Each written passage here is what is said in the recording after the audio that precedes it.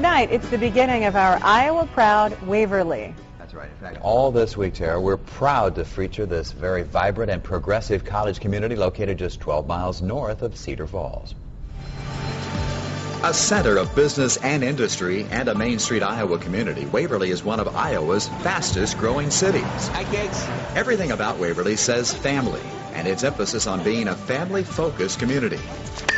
On this day, Casey Chaplin and his two sons, Jeremy and Jake, are playing baseball on the city's Little League field. How the people stick together. All the recent natural disasters, I think people really helped one another out and did a lot for each other and kind of proved kind of the small town atmosphere and how it works with everybody. Waverly's thriving business district is evenly divided downtown by the Cedar River.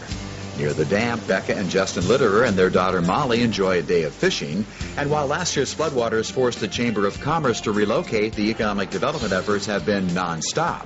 Whether it's from our schools to the businesses that are here, from the entrepreneurs to the very large Fortune 500 companies, everyone puts quality into what they do, and quality is definitely number one.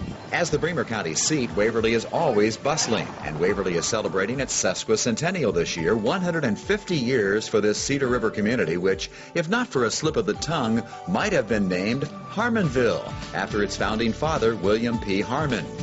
Kevin. One of the most popular places in Waverly is the public library, a great environment for both kids and parents. Heather Knight and her 4 children were here on this reading day. I've always lived here. It's just there's just so much to do, and we just love the people here. They love playing at Kids Kingdom, where a lot of times we'll run into friends and things. Behind the library, you just have to check out the popular Butterfly Garden, where I'm sure you'll spot something of your favorite. Waverly has completed several high-end developments and others are in progress.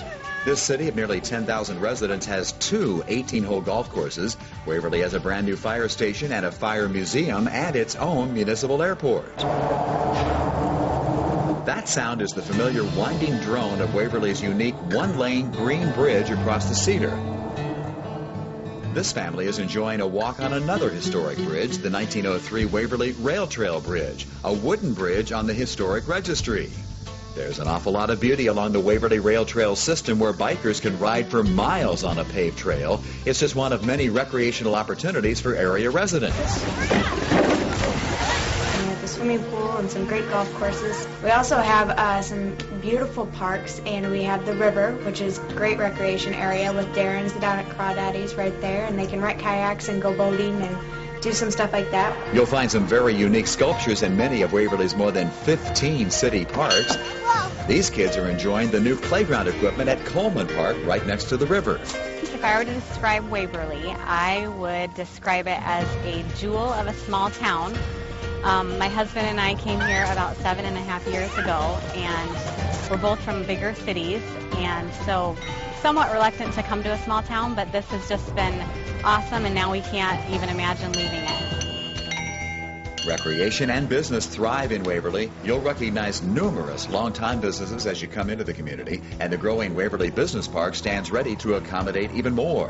CUNA Mutual remains Waverly's largest employer, more than 600 workers still, and other major corporations like Nestle, Rada, and the GMT Corporation are thriving.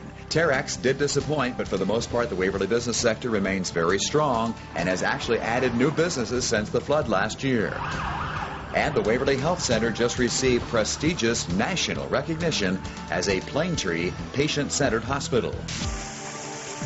You just can't talk about Waverly without mentioning the amazing significance of Wartburg College. And you're going to meet the new Wartburg College president later this week as part of Iowa Proud Waverly. The Waverly Shell Rock High School is thriving with a brand new auditorium and a new high school gymnasium. And thanks to passage of that $19 million bond issue and some FEMA money for flood recovery, Waverly Shell Rock is focusing on the future and will begin construction on a new middle school soon. I would describe this community as one who supports each other and who supports the school district and all of the things that go along with the community. Waverly has had a long history of supporting its people, and I think that what they've done in the past year is a further demonstration of that.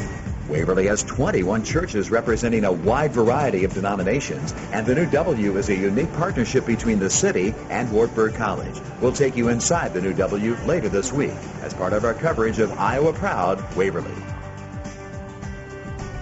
I got to tell you, it's really hard to do that community justice because there are just so many great things going on. Waverly has its own light and power company, been emphasizing wind power, doing a lot of great economic development things, but it's really the school system, the churches, the community, the college, just unbelievable setting up there. That is great. You spent a lot of time there, obviously. I was in that Dairy Queen 4 times last week.